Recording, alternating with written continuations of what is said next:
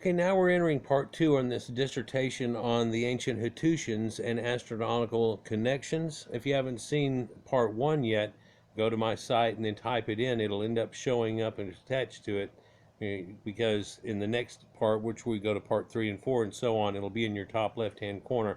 If you go to the very end of the very last one of there, it will have a connective. It'll go back to 1, so no matter where you're at, you can make it through. We just got through talking about how there had been many people who had studied this area and had said that they had no astronomical connections really off of the situation.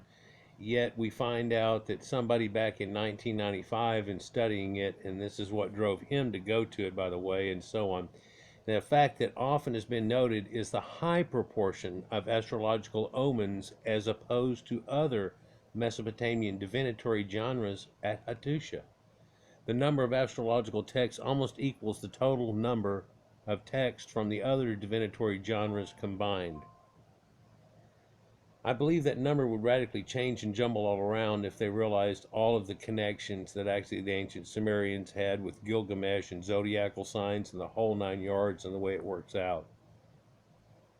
But then again, if you study these people and some of their gods and everything else, and you go, what does that have to do with? Again, amazingly, you find that their storm god does the same thing, and this does the same thing, and it goes through the same deal. Close to here, we find ancient Ugarit, and in that tales are things that look conspicuously much like the Bible also, and so on, and it comes through this area. So when we talk about before the people that encompass that, which this video is not really about, this is one of them. And this is the people who are trapped right in between the ancient Greeks, the Proto-Indo-Europeans, the Caucasus Mountains, the Sumerians, and later Akkadians that come right after this time that we're talking about into power quite a bit. Knock, knock. The Phoenicians, ancient Canaanites, if you will, same, and Egypt. And they're right in the middle of that in the Fertile Crescent. And there are stories about the lords of Arata, but let's just continue and get into this. Yeah.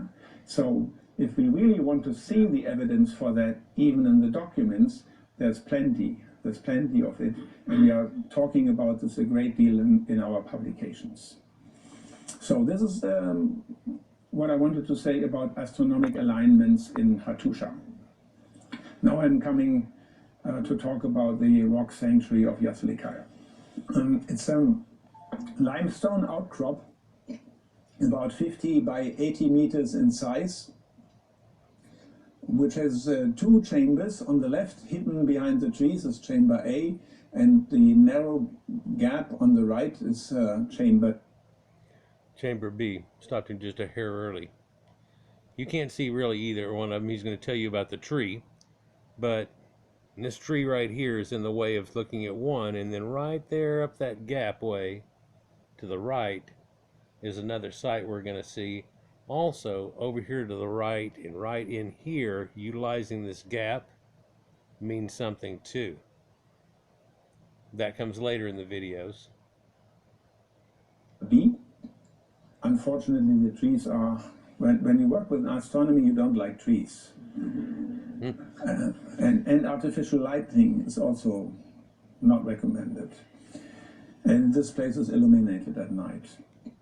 So he's saying, like, kind of like I said about Göbekli Tepe, where they ought to do a thing where they cut off the lights and let your eyes adjust and tell you, like, see, and here's all the alignments and stuff. Well, they haven't got all those figured out yet necessarily, but with all the lights on there, so it shows you all the stuff that's there, you're not really seeing the things that happen at nighttime. And if you're trying to get archaeoastronomy and astrology and things that go on, and it's supposed to alignment of where the moon might supposedly be during the sun, or the sun being out, that's about all everything that's just going in a bright blue sky, isn't it? You can have where it rises and sets, but then you'll have other alignments that are where stars come up. They'll talk about that shortly, but that means something, and so, and it goes with this god and that zodiac. And strangely, they have conspicuous stories that sound kind of like this guy over here does, and that one over there. So this doesn't look very special, I know, but it is absolutely spectacular. And the reason for that are these figurines. If you are not keen to being impressed by a particular site or so, this one will make a difference. You can spend several hours there. It has a certain aura. It's really fascinating. All the people who I know who've been there are fascinated by this place. You have these deities. In Chamber A, there are 64 of them preserved. Altogether in the whole complex, it's over 90. And they are humans and animals and mythical figures. And there are a number of references to the stars. For instance, the person we see here on the right, the biggest, is the sun god of the heavens. And if you'll notice, he has a winged sun disk over his head, and then to his hand or in front of it is a cartouche which holds a sacred boat symbol on it with what looks like sails up above it, but this is his cartouche. Now, notice that he's bigger than the ones that are to the left of that in that band, and he's going to talk about the other ones that are the next to the band. Didn't for some reason take a picture directly of them, but how that runs down the wall. And you can see a section over here that comes out in the wall, and then it jogs in here. And why did they pick to try to do it on the wall here? And why is it cut back? It's like they shaved off the wall flat. We'll get into all of that here a little bit, but so this sun god here and the sky god that they have, again with that winged sun disk that goes with it. And right next to him, not visible in the picture, is the moon god. And then next to that is the goddess Ishtar, which is equivalent of planet Venus. So he even is well aware that Ishtar, Istara, Inanna, Diana, Venus, all of that hooks up together, so that's one that's pretty important. You go a couple of steps over, though, and then there's that sacred barge and boat. He's going to get to that in a minute. If he was to carry on down there, he'd realize, hey, there's some planets here. There's a grain god. And you go and studying it and what other people have grain gods and thing, and you're like, well, and it just makes sense. A grain god would do this, that, and the other. But yeah, you're like, everybody's got that same thing going on, the same deal. Same song. They're all playing the same song. It's not the band. It doesn't quite sound like the same band, does it? But it's the same song. Hell, I've heard Van Halen songs in a elevator before, and it's like da da da da da da da da da da, and I'm like, is this Jump? Yeah. Okay. And there are stars in the reliefs and things like that. So again, there are a number of hints that this may have something to do with the sky. It is, together with Hattusha, an UNESCO World Heritage Site. Here are some of the figurines in Chamber B, a group of 12 male deities, and a similar group occurs also in Chamber A. 12. Later he tries to hook it up to lunar, but that doesn't work exactly with the lunar calendar. He even makes a discussion about that. In fact, at the end, he apparently is having this argument with her on how it appears that some of this goes with the zodiac. Like I've said, if you figure out more, it actually does. Notice these people have this pointy cap that we talked about too last year, and in fact this pointy cap of these people that brought this knowledge went around, and in fact there's pointy caps that are found in Germany and places over in Europe that they found of these that have these solar symbols and moon symbols on them, and they come to find out, yeah, that's got that symbology that works up with the lunar calendar and everything. In fact, this is a whole calendar. The witch hat has got a whole calendar built into it. Now let's continue. Other peculiarities include these two hybrids there, which have the hindquarters and heads of a bull, but the torso and arms of a human, and they carry a bowl. And the bowl is the Lewian hieroglyphic sign for sky. And they are standing on a podium, and the podium is the Lewian hieroglyphic sign for earth. And they're linking in sacred astronomy and their religion and everything in a holy, all in one way, linking us to the heavens and sky. There's the solar boat we talked about, from things like the Nebra disk to the ancient Egyptians, the Sumerians, and all these other people. And there it is again in ancient Lewian studies of Anatolia. You know, hey man, if you go back enough time, we're just not too far away. We talked about what was surrounding these people. Hell, right over here is Catalhoyuk, and oh, right over there is Göbekli Tepe itself at a far earlier date. But let's continue. But the bowl that they are carrying in Babylonian sources is also called the boat of light. And this is the what we call climactic scene. There's a procession of people coming from the left and a procession of people from the right. The one on the left are almost all male, except for two, and the one on the right are all female. And they meet here in the middle with the two highest deities. This illustration shows it clearer: the storm god, the Hurrian storm god Teshub, and his wife Hepat. And this is basically Zeus. And you can see they've got little hieroglyphs out in front of their names and stuff. Now his looks like a trident. We've talked this before about when we talked about Neptune and so on like that. So I've got his name in my thing. But also how storm gods have these triple trident going up and down. It's a little worn out. Don't know if there would have been a down. Hell, it's only most of the up is there. But there's that thunderbolt that you can see there. But that little loop with a line up and down inside of it symbol, that's a symbol for gods. Again, we're standing on lions and doing so and so. Anybody notice that they got elf boots on? And we talked about a migration of 4 different people have come over into Europe before that actually are part of this connection here that goes on to it. And people that had witch hats, and we've talked about that situation too. Hey, in the bottom right-hand corner over there, do you see a 2-headed eagle? There's a lot of connections you can make from a people that migrated out of Anatolia, and then stories that got pulled in mythology that are in Europe, and you can put 2 and 2 together and actually come up with a whole lot more than 4. You can see Teshub is standing on 2 mountain gods, and Hepat is standing on a leopard. And you can also see that their names are indicated with Lewian hieroglyphs. So many of the...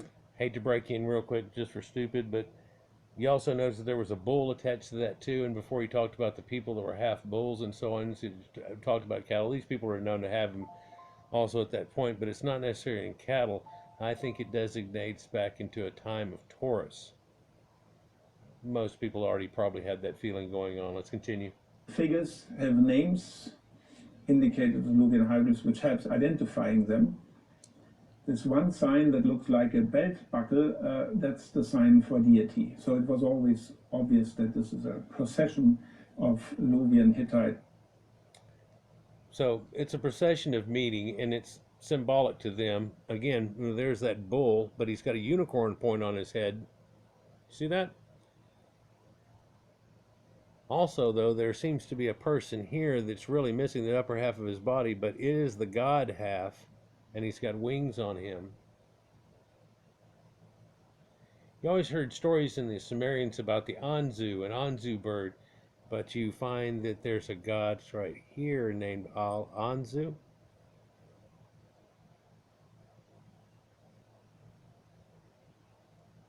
Hurrian deities. Not all of the inscriptions can be read because some have weathered. And then there's another thing.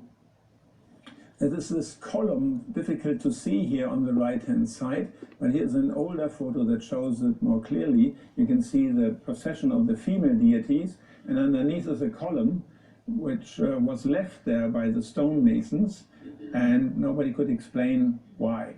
This Talking about that extra notch that's right here in it, and then the fact of leaving out a gap. so, what the function of it was. The whole function of the place cannot be explained. It has been known for 130 years or so. But the excavator, the former excavator, Jürgen Seher, says many researchers have worked intensively towards an interpretation of the site, but to this day it retains much of its mystery. It is still by no means clear today what function the rock sanctuary actually fulfilled. Now, when you leave this room in half an hour, you will be able to explain every one of the 66 deities in Chamber A. And the reason for that is astrophysicists entered the scene. Aha.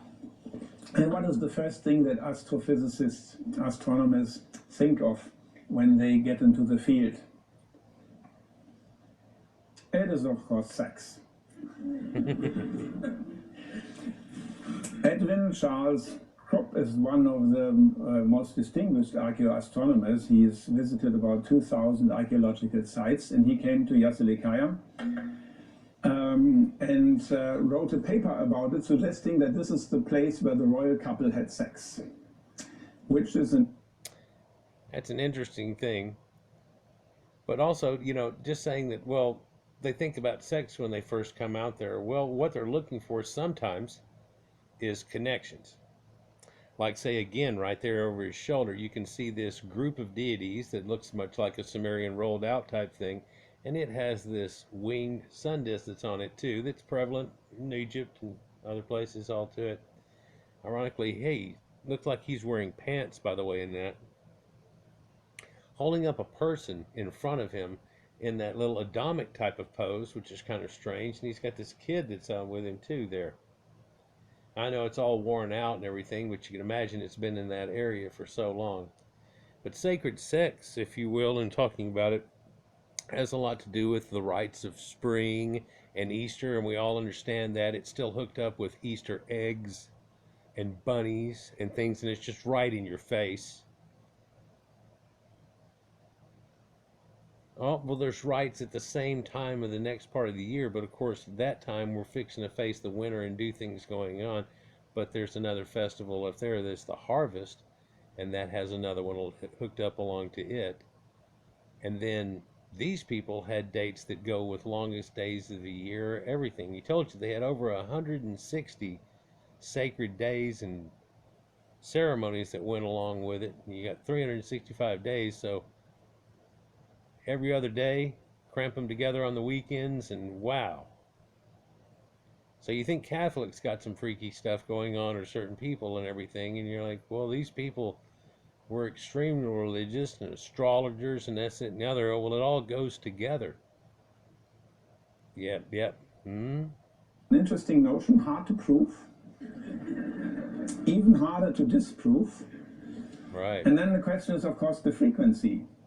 During the full moons, during the solstices, or only during eclipses. But I mean, the more I think about it, the more I think there's something to it.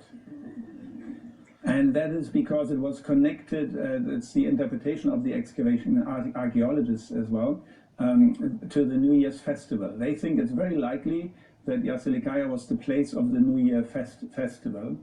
And our results reinforce this notion, and maybe everything gets together. Our carnival is still left over of that, those celebrations. He's telling you that carnival is still left over of the same exact time in celebration that these people are doing this. But there are other celebrations we talked about in different times of the year as far as Christmas and where it goes with. I've kind of made a hint to it in the first one there about the sun going down and making its apex and coming back up and the things that had of it. I have old videos about Nimrod and Semiramis and Dumuzi and how that worked, along with chopping down a sacred tree and 3 wise men that came from the east and all kinds of things that go along with it. Well, that's just one holiday. And what about Easter? And well, yeah, there's things going on that hook up with that too, although some people will try to change it to a different thing. In some ways, it's still the same situation. So, but we can actually reconstruct in detail what happened in Yasulikai, and we can do that in several phases even. We start, of course, with the earliest phase around 1500 BC. We don't know what there was before that because it's been moved and overbuilt, but it may well have been that there was even earlier predecessors, simpler predecessors. So he's telling you there that they've only done the big city type thing, and they haven't even taken and plotted areas that look conspicuous and tried to go down or done things like that at this point. They're just taking it from another aspect at this point. Now, if this pans out to be and they keep doing it with their other stuff in nighttime astronomy and everything, they're liable to do some poking around, and who knows what they'll start to find then. Let's go. So, if we look at Yasulikai or the landscape during the time of the summer solstice, Yasulikai is on the right, the sun is setting on the left, and you see how the beams of the sun, the setting sun, stretch all across the valley until they hit the other side where Yasulikai is. And they come through two mountains in the distance there, and they beam across, and it looks like if God was letting the light go off on somebody, it was surely not them. First building that we know of that was erected there was a gatehouse like this. And Juan Antonio Belmonte found out that this gatehouse was aligned with the sunset at summer solstice. So the light beams would have entered the building as well. He took this picture. Sorry. You saw that building there. I mean, you saw that they had that little Taco Bell kind of thing, and it looked like there might have been a bell tower in the top of it or something in that hole. That hole's going to become pretty important. I should have grabbed it right there, but that's going to become pretty important because when the sun comes up, it puts a beam through there. And if they had a hole on the other side with the whole square building type thing, it would only do it during one certain little part, but whenever it did, it would make a beam. He's going to talk about that. Here you can see the sun lined up exactly with this wall, but he's going to recreate this whenever he was there. This was somebody did back in 2009. He redid it. In 2009, and we went back there a few years later and documented it. And when we go in the field, the weather's always bad, and sunset looks like this. But we were lucky, and we got a few minutes of sunshine, so the effect really worked. So in an architectural plan, it looks like this. You see the gatehouse and how this wall is aligned with the sunset at summer solstice. And if this is... Man, I break in too often at wrong spots. I'm sorry. But you can see how that building's like this and that wall's like this and so on. So you can imagine how they went first. They were like, oh, no, these people ain't got it going on. But they weren't looking for any of these types of dates. You'll see this as he shows these maps and stuff going on to it. But all of a sudden there'll be all these other lines and they'll show up. Even whenever you think that's the junk part, it's the part that's lined up with things that you weren't thinking about. Applies to one of the walls. It also applies, of course, to the main axis. Now, the interesting thing about the main axis is at the rear side of the building, there were two monoliths, very big stones, and the gap between them was so small that a person cannot pass through. It was only 20 centimeters, something like that. But light could pass through. And we also know that at the same time there was a wall about 9 meters further back, perpendicular to this direction. And so what could have happened is that the sun fell through this gap, like in my kitchen, onto the wall, and the priests were marking the shadow, how it moved day by day, until it reached a certain point, and then it moved back. And if you do that carefully, you know the longest day of the year. And you have...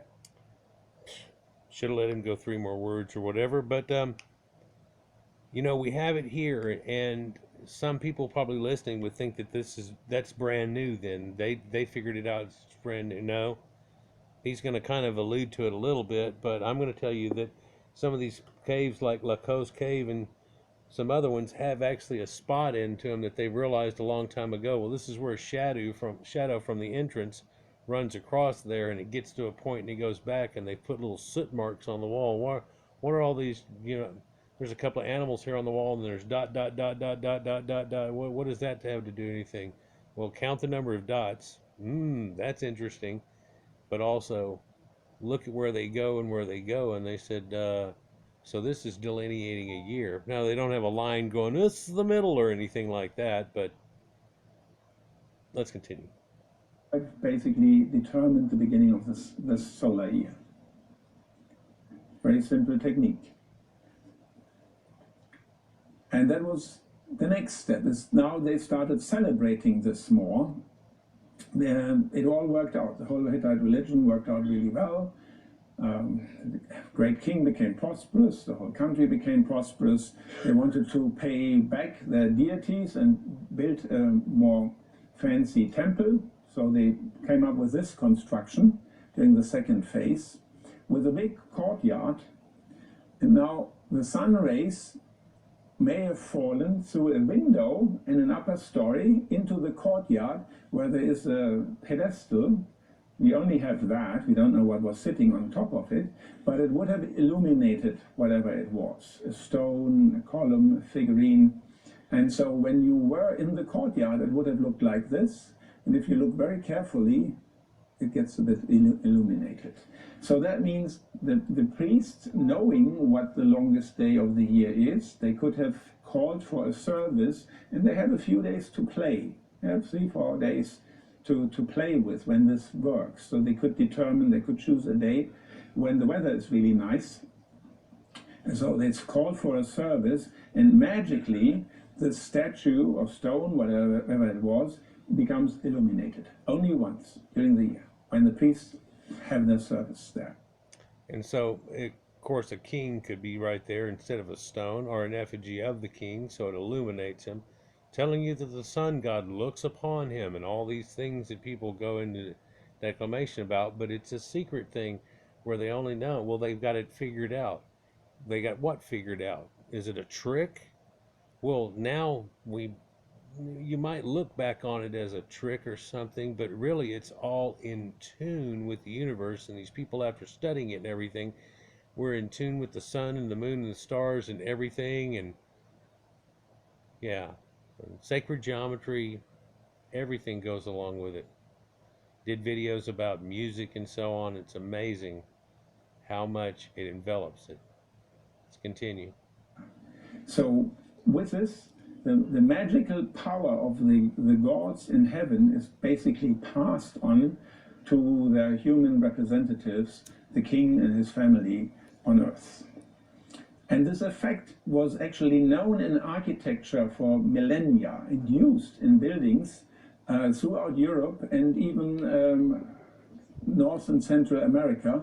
This is a picture from a church built in the early 18th century in Mexico, where during the equinox you have a light beam going down the aisle of the church for a few minutes. Architects had this knowledge for centuries and kept it and erected their churches accordingly, because you get a magic moment, an epiphany, yeah, and this cannot be explained unless you know the trick, and that helped the priests to reinforce their power. In Yasulikai, we have a picture of the great king, a relief who paid for the construction, the final phase of the construction, Tutalia IV. And this is only illuminated during this sunset at summer solstice. So it's a neat effect, though, that it does during this, but let me break in before it goes to show this. This is light which having to come from our backside right now through a cleft in rocks that's vented. And once the sun finally gets over to a point, that vent gets a little wider and wider, but it clips off because of the way those rocks are, and it paints on this wall. And what we're seeing here is it looks like they took the natural way it was happening. They didn't have somebody go chip that cleft out and make it fit. They made the illustration fit to what was going on, to the nature of the world, with their elf boot type situation. See swirls going down his robe and so on, and that little circlet band around his head. And that sun god and these pillars with these flower tops on them, you can see there. This iconography looks just real familiar with everybody. A lot of people didn't know these people exist. Watch as I let it go here and how it cascades over it, and then it just does his face and his icon. When they had the service, they would have proceeded into chamber A, and the light would have magically illuminated the king as well. And it's beautifully orchestrated because he then falls into a shadow, and there's a 2-minute darkness period, and then there's one isolated light beam that illuminates his cartouche. And so they put where the cartouche was, where the cleft came across for the last run, but the vent for the whole run, and they fit that right in there. So the whole thing, again, is based on sun worship, if you will, but it's thick with it. That stew is definitely thick with it. It's got a lot more than just sun worship, but these are just alignments. He's going to show you hook up with the sun, with venting, with holes and so on. You're like, what? This is just a pile of rocks with a tree was in the way and stuff here. Yeah. That place there has this effect with shadows. They noticed it. It's close to their home, and they made it into this. Unbelievable how this is produced. That's just one thing. He's 2.9 meters tall, 1 meter taller than the most important deities. That comes from when you pay the bill for the construction. So that was the great king that pulled it off, and he keeps getting illuminated. It's located in chamber A, and of course in the on a north-facing wall, directly facing the climactic group. And now we come, because this was part of phase 3, around 1230 BC, we come to the final phase of construction under Totaliya IV, which is basically the situation today, because the Hittite civilization collapsed in 1190 BC, and this rock sanctuary was left unused, and apparently very carefully cleared out. So whatever there was in terms of movable items, everything was removed. The German Institute has excavated there very carefully, and there was virtually nothing left. And it doesn't look like it had been repeatedly looted. Some people have come around there, and they have some artifacty things from like that, but yet they turn around and they go, no, they took it all with them. So if you go there today, and this is what we are facing, you look like something that looks like this, not very conspicuous at all. And that's the challenge for geoarchaeologists. After 3,000 years of erosion and deposition, you don't see so much of the original Bronze Age landscape any. Yeah, in fact, if you didn't have that staircase leading up to the cleft of the rocks, you may not even decide to. But there's more to this little site. That was just that little corner I showed you once long ago, and I go, there's something over here too.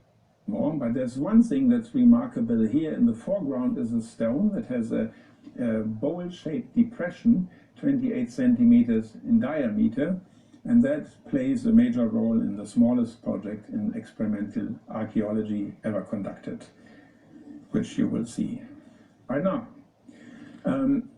It's connected to the final phase of buildings in 1230 BC, indicated in red here. And as you can see, the angles between the buildings are strange. They don't seem to make much sense unless you look at the direction of the solstices, sunsets and solstices. So the first building is directed towards the sunset at summer solstice, and the last building, the one in red now, is directed at the sunset at the winter solstice. And so this explains the angles. And the last one, winter solstice in red, is the sunbeams are running towards this bedrock that has the bowl in it. This picture shows it a bit more clearly with the architecture. Also, there is a drain pipe that's running through the system, which is difficult to explain, a water pipe, unless Yeah. people wanted to flood the area around the stone with water for a little while, so they would have gotten the water supply, but at the same time, they would also have had a drain. So if they wanted to, they could produce a little pool around this rock, again, to amplify the effect of the light in the water. And then when the service is finished, they could have drained the water. So Now that could have happened this once that he's talking about, which he believes happens that once. I'm telling you, more than once they could have filled this up and watched the skies at nighttime and done all kinds of things with it. We've talked about reflecting pools here recently, early telescopes, things like that. So, sky watchers. if you look at this today, it looks not very exciting. You see this particular wall here, straight towards this limestone knoll, and the place where the bowl is still in the shadow here. Now this is our experiment. We bought a salad dish at IKEA, 28 centimeters in diameter, and filled it completely with water to show the reflections of the sun on this little surface. And this is, of course, the day of the winter solstice in the afternoon. You can see how the sun sets, and the beam that is a little after 6 o'clock now is going along that wall and hitting our dish. And you can get all kinds of nice effects with this. And now imagine that this would have been a major pond around this stone. Imagine that no matter what you do, if you put a bowl that fits in there full of water, that it's going to make that reflection whenever it happens. But if, kind of like Indiana Jones, it's just a thought, in that temple scene, if you got a staff that's just high enough, and say you put a crystal on the end of it, as it's going down and cuts that vent there, it's going to reach a point where it illuminates your staff, lights up your little crystal, make little beams of light go around you if you want, little glistens everywhere. So a lot of things you could utilize that for. My little Dungeons and Dragons mind about things and stuff like this, come up with thoughts like that, like, here you witness this ceremony, da da da, and it'd be very much something like this. Light comes through a hole only one time a year, and you've got to be there with a stick exactly this long, da da da. Let's continue. So that's all pretty easy. But of course, the main reason why you are here is because you want to know what the purpose of those reliefs is in Chamber A. And that's the final part already of my talk. The purpose of the relief is to keep track of the days and the months and the years. So this is Chamber A again, in open court, in a natural limestone outcrop, about 30 meters long, with 64 preserved deities, King Tutaliai here on the right, the climactic group in the center, the male deities on the left. And we think that this is a calendar. Now, how would it have worked as a calendar? Let's look for a moment at the theory of how a calendar would have worked a few thousand years ago. Of course, the people were very much aware of the natural rhythms. For instance, the rhythm of the moon, the lunar months. 29 or 30 days from one lunar phase to the next lunar phase. And then, of course, there is the rhythm of the year. They could feel the seasons. This is repeating itself, and it's not just the seasons. Of course, it's important for sowing, it's important for harvest. The river floods are connected to the seasons. There are two types of natural rhythms, and they made people believe that everything is driven by celestial forces. In other words, there were celestial deities that are controlling all this thing, and you wonder why these planets were all hooked up with it and everything. Well, they were the only stars that were moving. They were the wandering stars. That's what planet means. And so they're doing these certain things, and because you, as a God on earth, as it talks about in the Bible, what? Well, it said that if they did that, they were going to become as gods of this earth. People front right past that a lot of times. But so they were having to pull off these things and make it happen at certain times of the year, and they got steeped in more and more religion and astrotheology, hooked up with seasons and festivals and so on, depending on who it goes with and what deities and what aspects they give for it. You follow me? And that's how the thick soup became a stew. You follow me? Going about 5 more minutes, and then we'll have to cut to the last part of it here. But it looks like we're going to fit it in good in 3 parts. Let's continue. Now, today we know, of course, 1 year is the time it takes for the Earth to complete one orbit around the Sun. We celebrate that on New Year's Eve. Imagine 2 aliens watching us. One says, what are they doing? Celebrating that their planet completed one orbit around their Sun. I told you, they're not very smart. Actually, it's incredibly smart to have figured out a full cycle of a year and understand it. You get around the equator and stuff, and you probably wouldn't be experiencing any of these seasonal type things, and you'd probably be harder to notice it, although there's still a shift of the stars and everything else that goes on we're talking about. But you get up into this edge where seasons become more important and more apparent, and it starts to mean more. Then you have seasonal gods that are doing things, and there are gods that are bringing the springs and the flowers and these things that happen, and the floods and things, and there's gods and nymphs in the water and all these type things that are making it happen because it's magic, and it's all hooked up with sacred geometry and everything else. It's pretty easy to understand. These pointy-headed elf people here too have a part to do with it. We told you they ended long ago. Let's continue though. And this is only what we know for the past 400 years. Before that, people knew what a year is, but they didn't know that it is the Earth going around the Sun. So how would they know what a year is?